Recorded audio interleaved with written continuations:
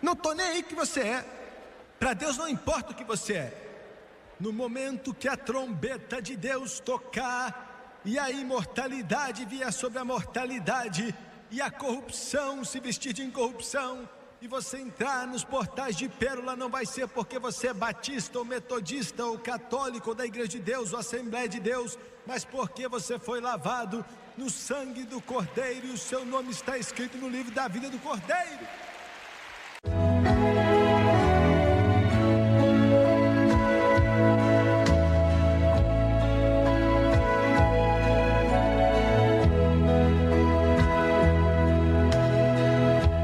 A Bíblia, mas eu vejo que não existem palavras ou frases ou uma terminologia que esteja ali por acaso.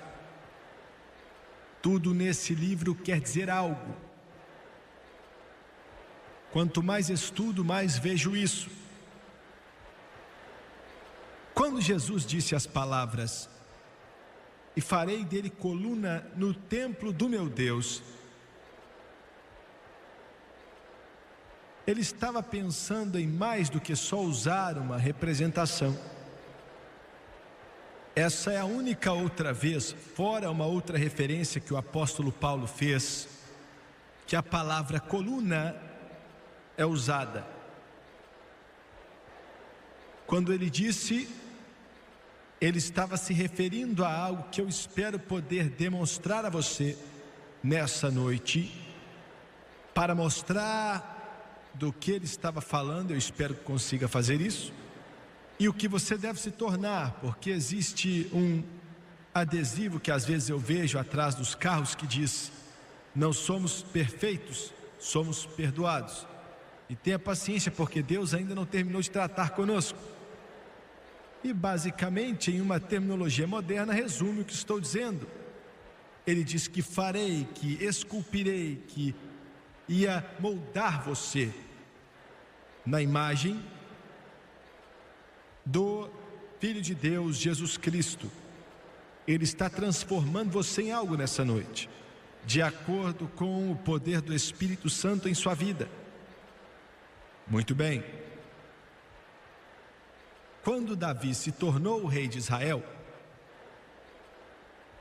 Israel era pouco mais do que um grupo, um bando de várias tribos que tinha tentado encontrar a sua identidade com Saul e tinham falhado. Mas quando aquele pastor foi ungido para ser rei de Israel por Samuel, o profeta, foi um acontecimento que tem uma significância muito grande, até mesmo para nossas vidas hoje. Enquanto Davi, o doce salmista, o cantor de Israel, tem um termo que os judeus usam e nós não entendemos bem ou usamos muito em nossa terminologia. Ele era chamado de querido de Israel, Davi. A Bíblia nos diz que depois que ele solidificou o seu reino, que ele foi ao Nordeste para consolidar aquilo que Deus queria que ele consolidasse, porque Israel, debaixo das promessas de Deus, que são muito maiores do que você vê ali naquela terra de hoje. E eu escutei o presidente Reagan, enquanto ele mencionou o plano que ele diz que tem para criar uma terra para os palestinos, e Deus sabe que todos são amados pelo Senhor, seja quem for. Mas aquela Cisjordânia que está em questão, eu respeito muito o julgamento do nosso presidente, mas é um plano que vai falhar e não vai dar certo, porque a Cisjordânia pertence a Israel. Tem muita coisa de Moisés, de Jacó, muita coisa desse livro aqui, naquela área. Davi foi ao Nordeste, para as margens do Eufrates, para a terra de Zoba, que era governada por um rei ímpio chamado Hadad-Ezer. É algo maravilhoso. Eu estava viajando outro dia às margens do norte de Israel e tínhamos acabado de voltar de Beirute, bem no meio do verão e em meio a várias bombas e tiros e canhões e armas, tanques de guerra, uma confusão. E estavam mencionando nomes de um homem que é bem conhecido naquela parte do mundo, né? Ele tem o mesmo nome que eu mencionei nessa noite, Hadad-Ezer.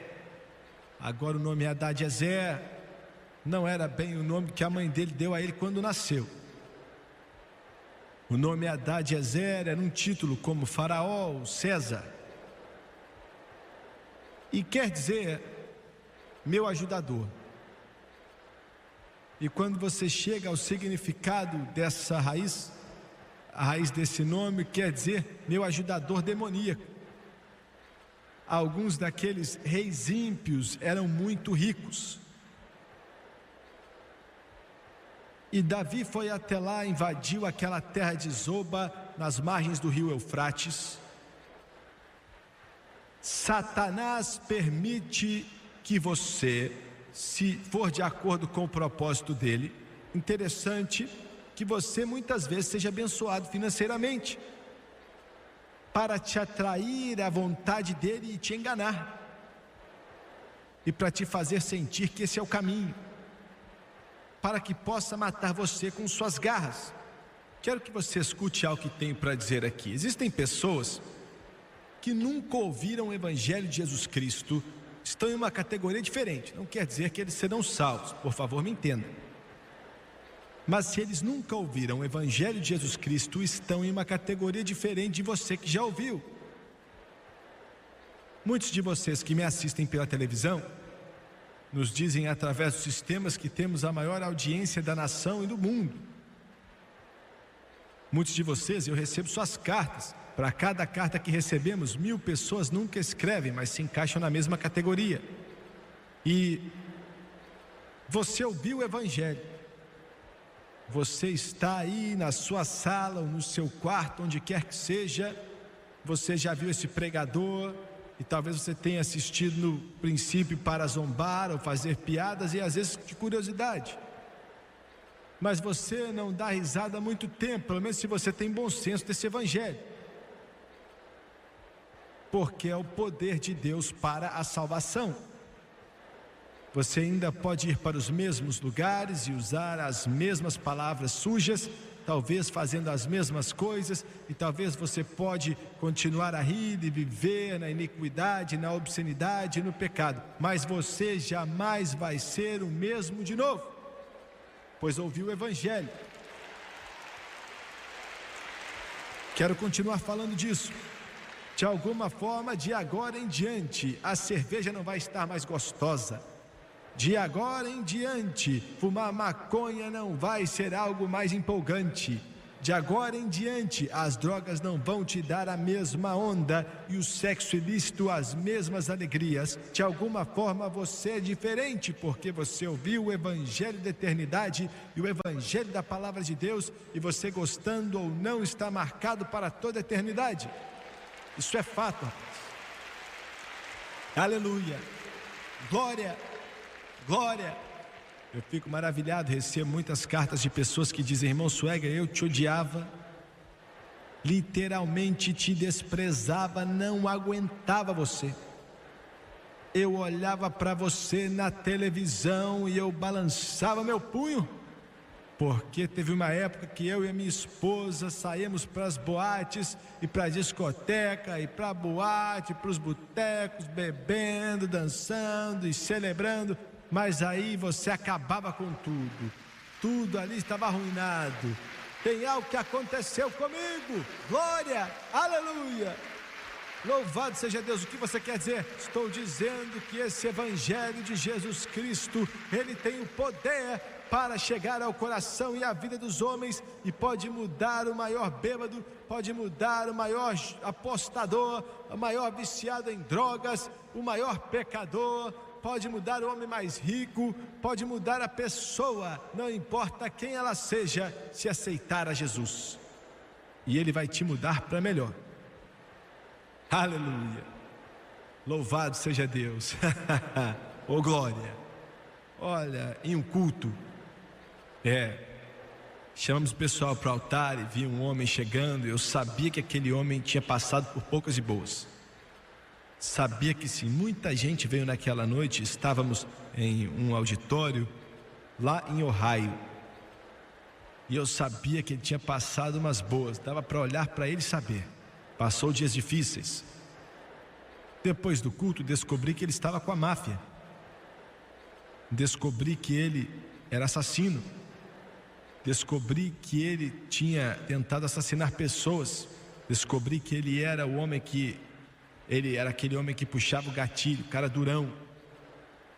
Mas em meio àquele assassinato, aquele ódio, aqueles poderes demoníacos, ele se cansou de tudo e naquela noite decidiu aceitar Jesus. Nunca mais falaram dele. E mencionei isso na televisão mais ou menos 4 ou 5 anos depois, alguns meses atrás, recebi uma carta dele. Ele falou: irmão Swagger, eu vi o programa. Ele diz: tentaram me matar quando eu virei as costas para o mundo e aceitei a Jesus. E ele disse: eu que tinha ajudado a matar pessoas, queriam me matar, mas de alguma forma o Deus da misericórdia teve misericórdia e agora sou cheio do Espírito Santo, estou vivendo para Jesus. Oh glória, aleluia, aleluia. Eu me assentei atrás da minha mesa e chorei e bradei e disse: diabo, você está vendo? Vale a pena. Esse evangelho muda a vida de homens. E eu não estou aqui para vencer um concurso de beleza. Não estou aqui para ficar contando historinha. Não estou aqui para ganhar um prêmio de personalidade. Estou aqui com uma espada. Eu não vim aqui com uma faquinha para descascar maçã. Eu vim para entrar no seu coração, para perfurar sua alma. Eu vim para te deixar miserável. Eu vim para te tocar, para te derrubar, se eu tiver que fazer isso, para que você saiba que o pecado vai te matar e Jesus Cristo vai te salvar, e só Ele pode salvar. Glória, aleluia. E é o bastante, pregadores me escutem pela TV. Por que você não joga fora esses filmes que você está mostrando domingo à noite na igreja? Por que você não esquece essas estrelas de Hollywood que você está tentando levar para a igreja para atrair os outros? Por que você não é cheio do Espírito Santo e abre essa Bíblia aqui e começa a pregar a palavra de Deus? E ela então liberta os cativos e vai elevar os homens acima das trevas e plantar os seus pés em solo firme. Ainda faz dos bêbados livres e as prostitutas limpas. O evangelho, evangelho, evangelho. Aleluia. Davi invadiu a terra de Zoba, governada por Hadad-Ezer. Hadad-Ezer, um rei ímpio, que estava sendo ajudado por espíritos demoníacos. Houve um dia que o nosso Davi celestial invadiu a sua terra de Zoba, entrou em sua casa, em sua vida, em seu coração. Eu lembro quando ele entrou na nossa, quase não se passa um dia que eu não agradeço a Deus por isso. Eu tremo só de pensar como eu ia ter acabado. A minha mãe e o meu pai, como mencionei rapidamente para você na sexta-feira, não sabiam nada de Deus.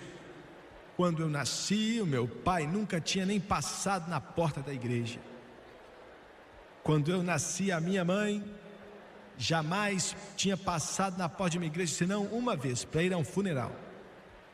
Minha família só sabia como viver de uma forma muito pecaminosa, só isso. Meu pai era um músico, e ele tocava violino muito mesmo. Minha mãe cantava bem, mas cantava muito bem.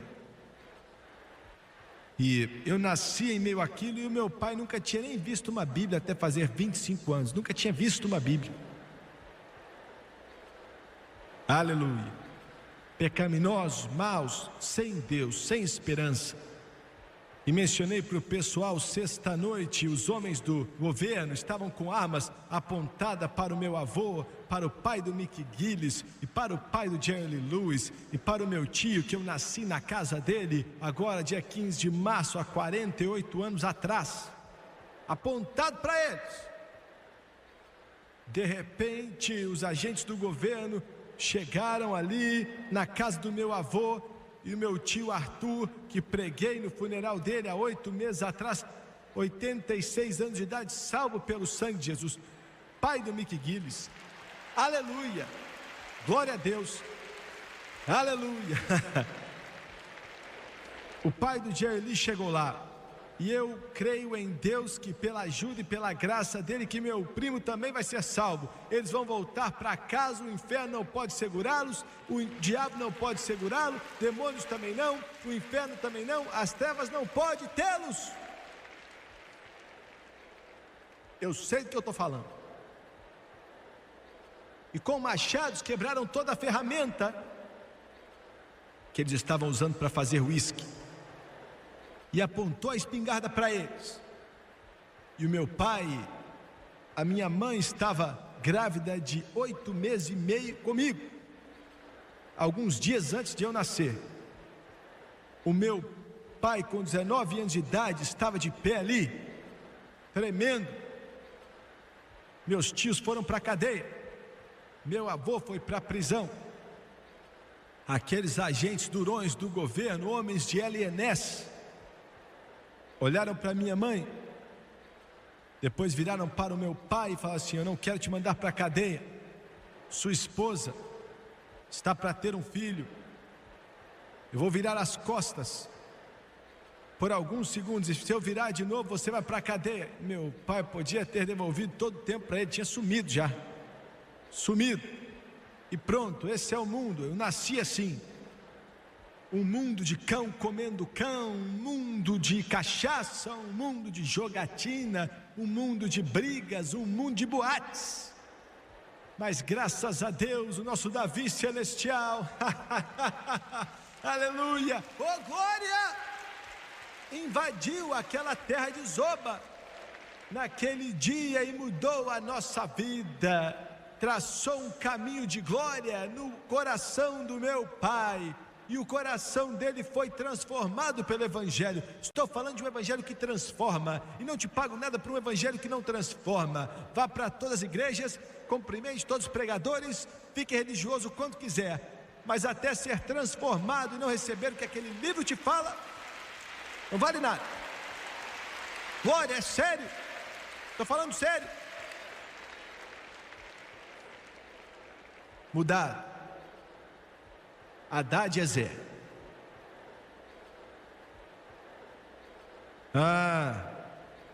Davi, quando ele arrebentou com aquele rei, às margens do rio Eufrates, 3.000 anos atrás, uma tipificação do que somos hoje, encheu seus vagões de ouro e prata, e a Bíblia diz claramente, com vagões cheios de bronze. E há um significado nisso, daqui a pouco eu falo dele.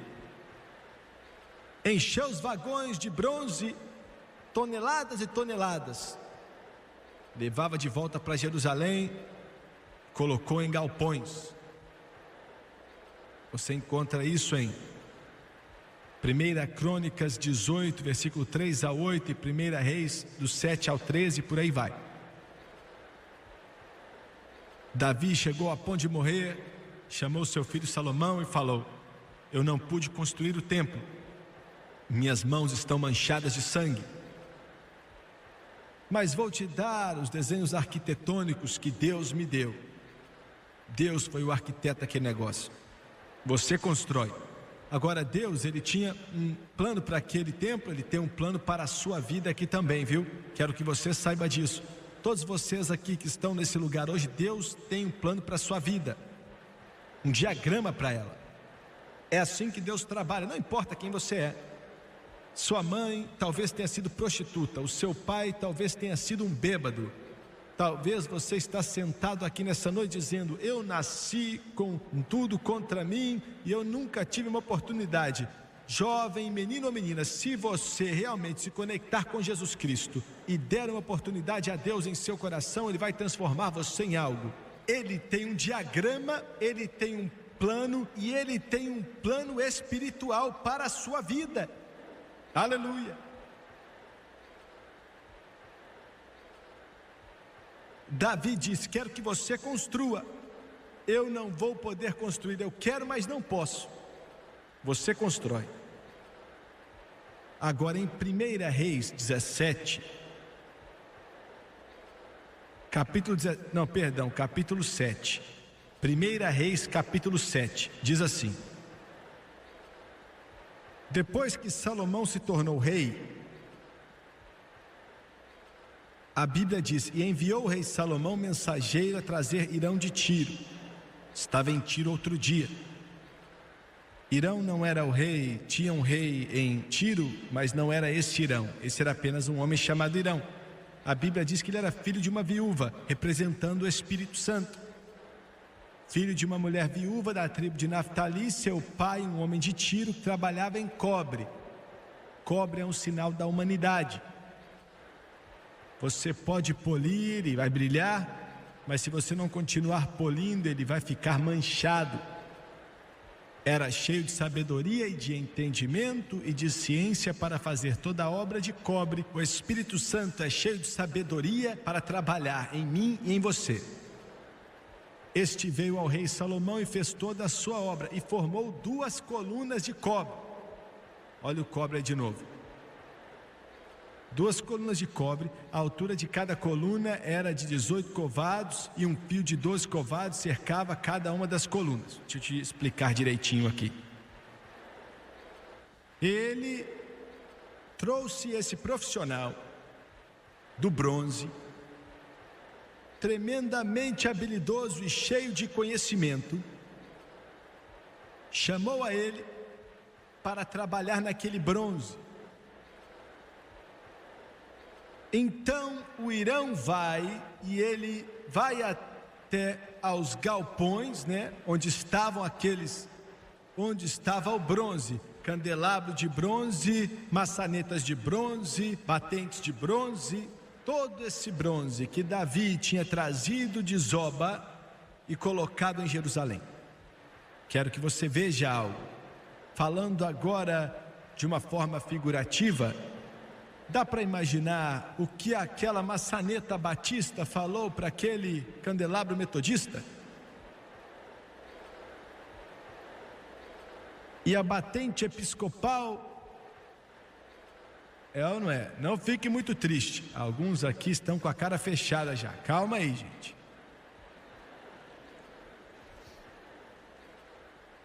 O que eles estão fazendo com a gente agora? Estamos salvos, estamos em Jerusalém, espiritualmente falando. O que estão fazendo com a gente agora? Eu sou uma maçaneta batista.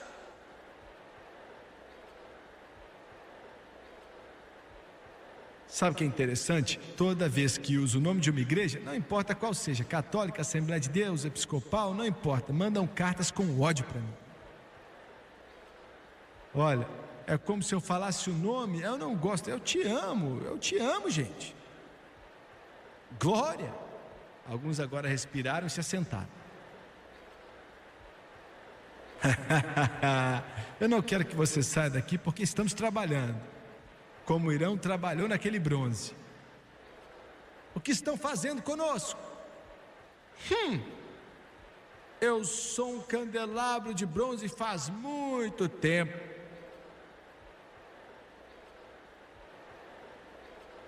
Hirão, tira eles dali, tira dali, e a Bíblia diz que ele cavou uma vala, como se fosse uma trincheira. E é isso que tem que acontecer com você como cristão. Ser salvo é só o começo. Pegar um peixe é uma coisa, limpar é outra coisa.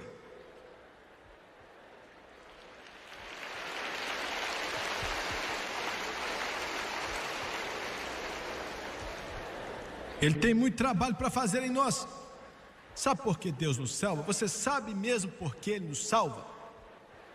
Alguns de vocês diriam que Ele nos salva para nos manter fora do inferno, nos salva para ir para o céu, Ele nos salva para que sejamos pessoas melhores, etc. Isso tudo é verdade, mas não é bem essa razão pela qual Ele nos salva.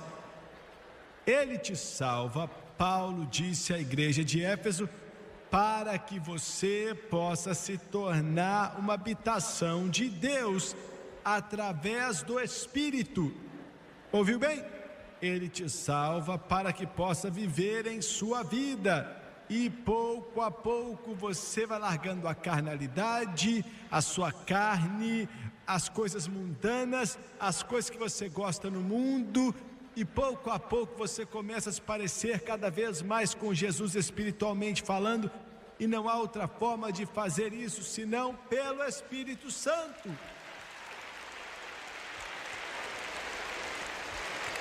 Uma habitação de Deus através do Espírito. E é por isso que você tem igrejas que precisam de 15 minutos de intervalo entre a escola dominical e louvor, para sair e continuar apoiando a indústria de cigarros.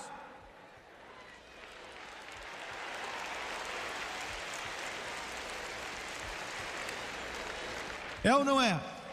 Estou certo ou não? A parte de fora de muito...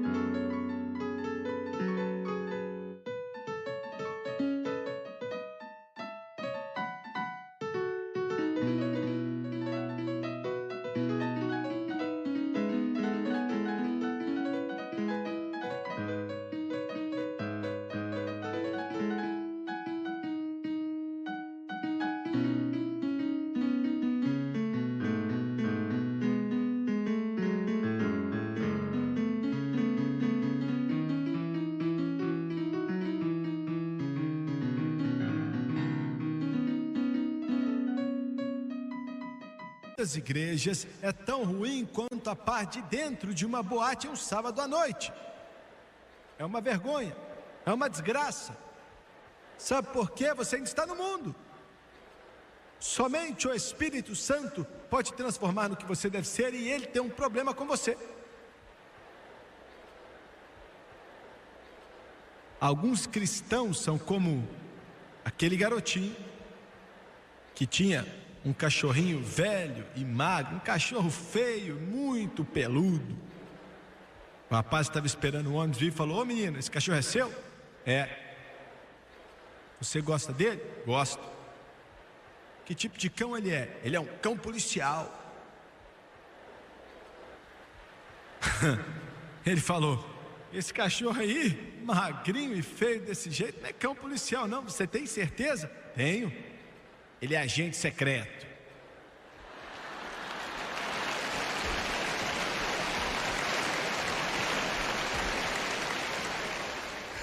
Tem muitos cristãos que são agentes secretos.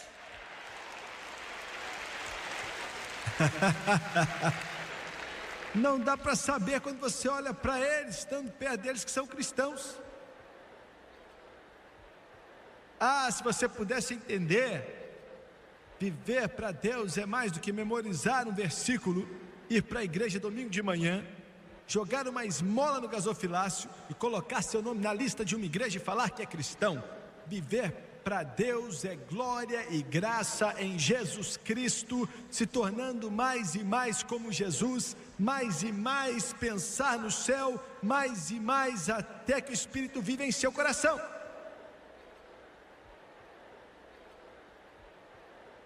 Mas nós não acreditamos como você em nossa igreja.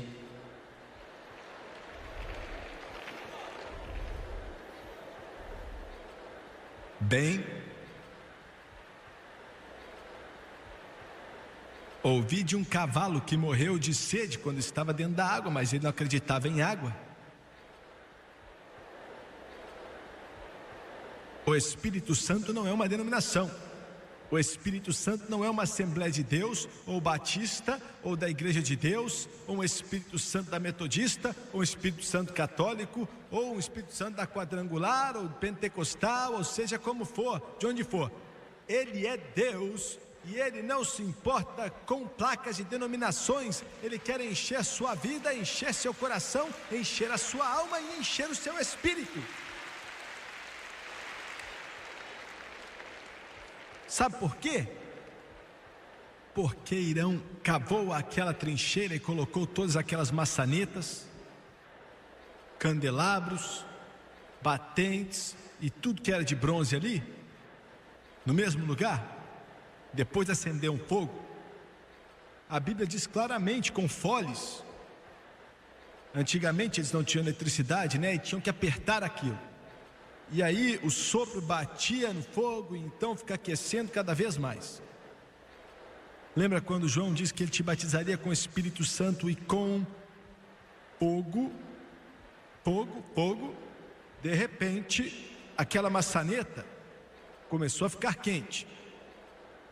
E pouco a pouco, toda aquela obra, denominações, né, que estavam ali estabelecidas do mesmo jeito por vários anos, começaram a derreter. De repente, aquele candelabro que era tão bonito, né, em sua religiosidade, foi ficando cada vez mais quente e começou a derreter. Você está me entendendo? Você está começando a entender o que eu quero dizer? Está te perturbando, não é? Você pela televisão está até aí distorcendo na sua cadeira. Até que finalmente todos aqueles pedaços de bronze se uniam. Sabe o que Deus está querendo que você faça? Sabe o que Ele quer fazer com você? Ele está...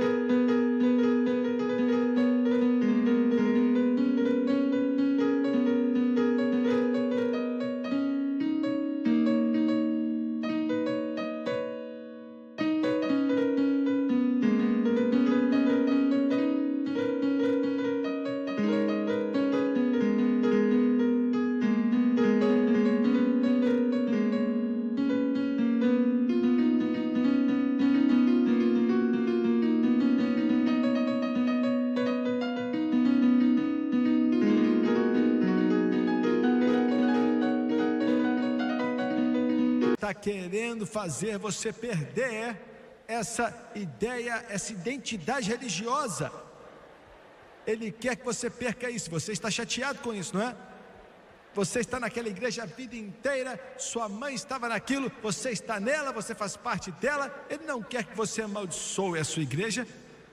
Não queremos que você saia dessa aqui, vá para essa aqui. Não é isso que eu estou falando. Por favor, me entenda. Algumas pessoas acham que eu estou falando para pessoas mudarem de igrejas. É como mudar o rótulo fora de uma garrafa. Não muda o interior. Se tiver beterraba ali, ainda vai ser beterraba. Não importa se você colocar uma foto de batata ali. São beterrabas. Está me entendendo? Eu não quero tirar você da sua igreja batista e ir para uma igreja Assembleia de Deus. Eu não quero tirar você da metodista para quadrangular, ou da quadrangular para uma outra, uma luterana. Sem você estar no meio, eles já são cheios de problemas.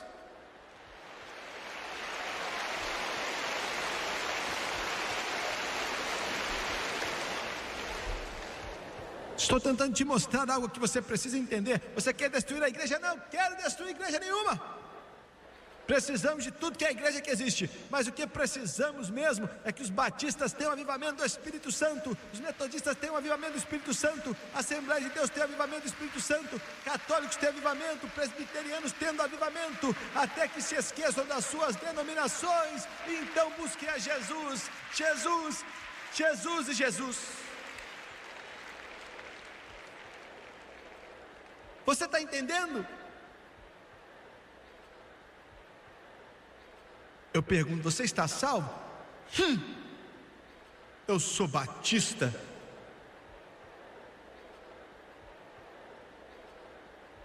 E você está salvo? Eu sou presbiteriano. Cada um tem uma forma de dizer, já viu? Você está salvo? Eu sou da Assembleia de Deus. Ninguém fala mais Deus é Deus. Entendeu bem? Está me entendendo? Igreja de Deus não dá risada não, que eu estou chegando, hein? Você é salvo? Se eu sou salvo, sou da igreja de Deus.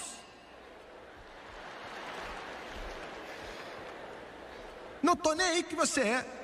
Para Deus não importa o que você é.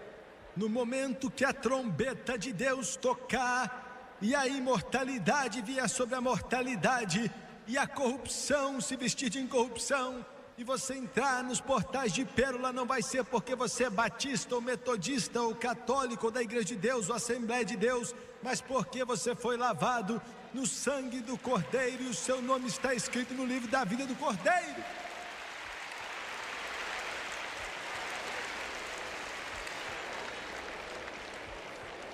Ele está tentando te fazer como Jesus. Então, quando eu te perguntar, ou alguém te perguntar se você está salvo, não vai ser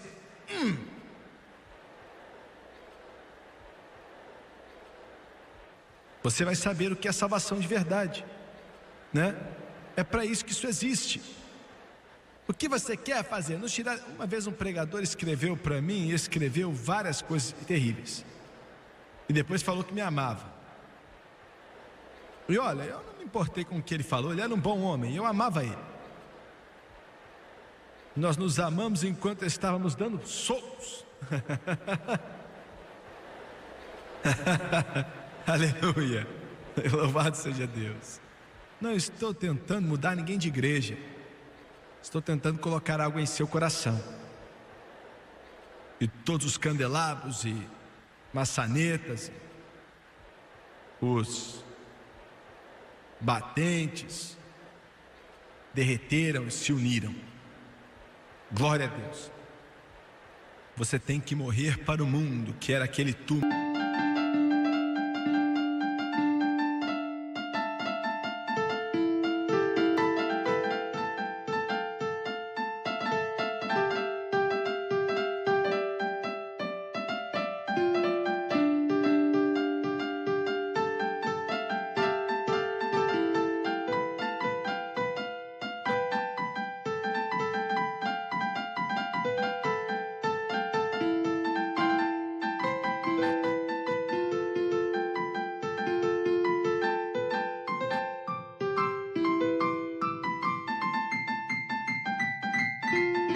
E ele vai te transformar na imagem dele. E quando irão aquele que trabalhava em bronze, filho da viúva, representando humildade, representando o Espírito Santo, quando ele cavou aquilo, descobriu que estava naquela trincheira, e ele olhou para o que estava ali, tinha uma coluna, o molde estava pronto, duas na verdade, duas colunas. Eu não vou tentar te falar dos nomes e por aí vai. Colocaram elas com cuidado, colunas grandes, e ficariam na frente do templo, as duas, feitas de bronze. Por que não ouro? Tinha muito ouro ali. Tinha uma razão para isso, e daqui a pouco eu te falo. Pegaram as duas colunas, com muito cuidado, e levaram para o templo, porque não podiam fazer barulho. Vagarosamente, aos poucos, pouco a pouco, levantando elas, e as levantaram. E no topo das colunas tinham capitéis, bem com abas grandes, vamos dizer assim, como fica no topo de um pórtico. E tinham 3 emblemas, correntes, mostrando que somos conectados a Jesus Cristo. Romãs, esculpido ali, fruto do Espírito em nossa vida. E lírios, pureza, pureza, glória a Deus. Muito bem. Nos dizem que aquelas duas colunas estavam ali, que quando viajantes vinham até Jerusalém, que muitas vezes se acampavam do lado de fora da cidade, pois a frente do templo estava virado para o leste. Se acampavam do lado de fora da cidade, próximo ao Monte das Oliveiras. E na manhã seguinte, antes do sol nascer, eles se levantavam, viajantes do mundo inteiro, peregrinos, por aí vai, e olhavam para o sol enquanto nascia em cima do Monte das Oliveiras, e os raios do sol batiam nas colunas de bronze polido, e dizem que era uma das vistas mais lindas que o homem podia conhecer. enquanto aquele sol nascia e batia com tudo naquelas colunas, era como se a luz do sol multiplicasse por 10. Me escute.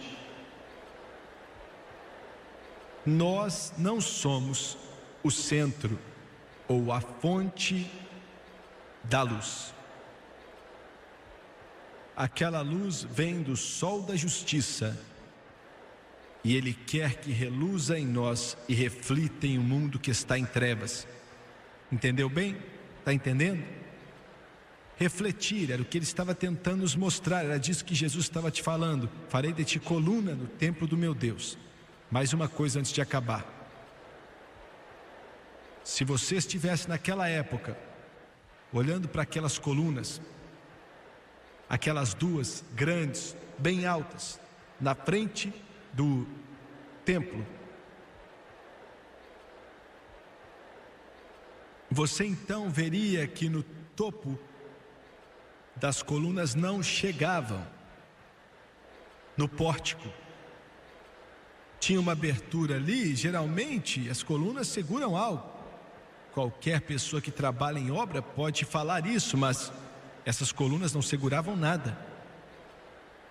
Não irão não cometer um erro. As dimensões dele eram perfeitas, porque o Espírito Santo de Deus foi quem planejou. Ele estava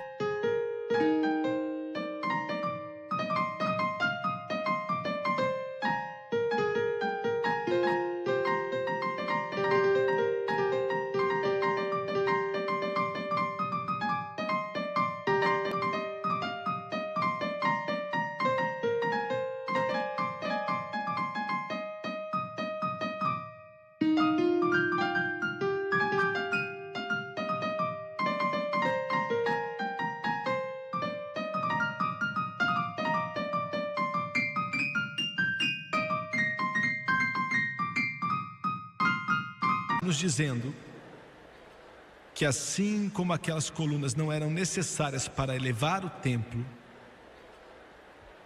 eu e você não somos necessários para elevar o reino de Deus. Aquelas colunas estavam ali somente para um propósito: enfeite. Estavam ali para enfeitar. Nós estamos aqui nessa noite não porque o céu precisa de nós. Ele nos salvou porque Ele nos ama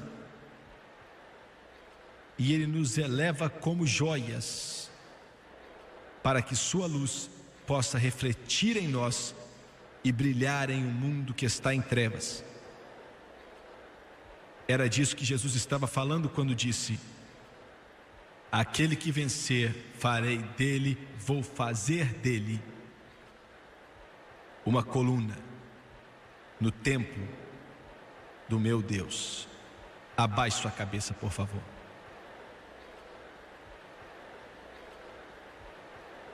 Pai, em nome de Jesus, nós te amamos. Senhor, nessa noite eu oro que exista uma fome que venha se desenvolver tão forte em toda a vida e em todo o coração, que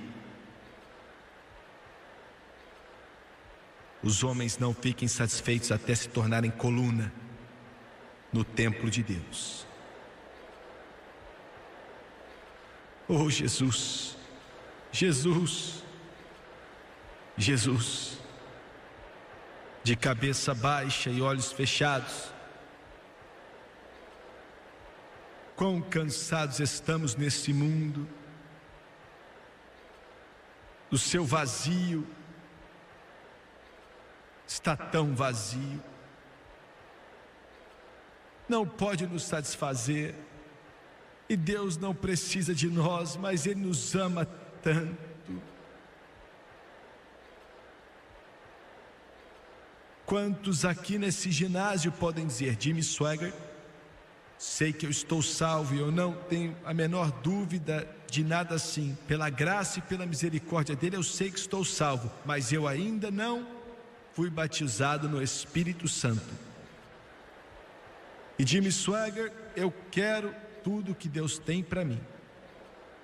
Eu quero tudo que Ele tem, não importa o que o diabo, o mundo diz, não importa o que a religião diz. A religião pode dizer que isso é loucura e já acabou com os apóstolos. Mas o diabo é um mentiroso e eu quero tudo que Deus tem para mim. Quantos aqui hoje podem levantar a mão? E eu não vou te envergonhar. Jimmy Swaggart, estou salvo, mas ainda não fui batizado no Espírito Santo. Eu quero ser cheio do Espírito Santo. Levante sua mão. Levante bem alto. Levante sua mão em todo o ginásio. Levante sua mão bem alto. Levanta aí. Muito obrigado. Agora eu quero que todos aqui se levantem, por favor. Todos se levantem. Se coloque de pé.